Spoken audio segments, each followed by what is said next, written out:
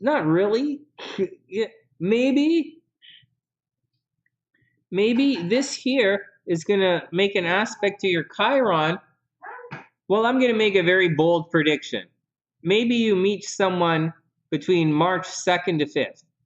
Maybe. Can't guarantee it, can't promise it, but I'm going to make a lucky guess and say March 2nd to March 5th. That's when you might actually find someone and really change your relationship status.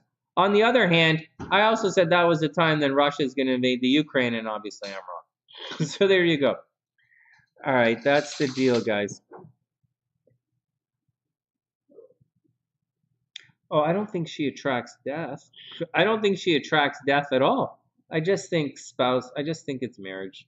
Like she doesn't. I don't think she attracting death would be over here. She doesn't really attract death,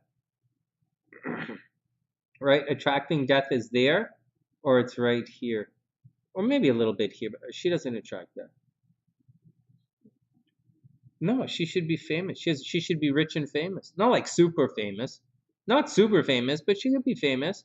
And not super rich, but like she should be rich and famous. So right now, she's got to watch her money. It's good. It's a tough money time. You're going through a flux. This year is a big change year.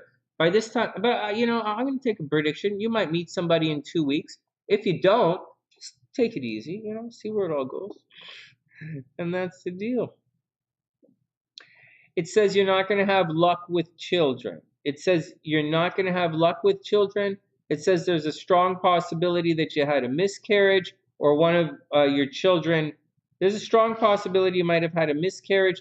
And it also says that your children, there are going to be problems with your children. One of them might have one of your children, you might have had a miscarriage, or you're going to spend a lot of time taking care of a sick child. One of the child might be sick.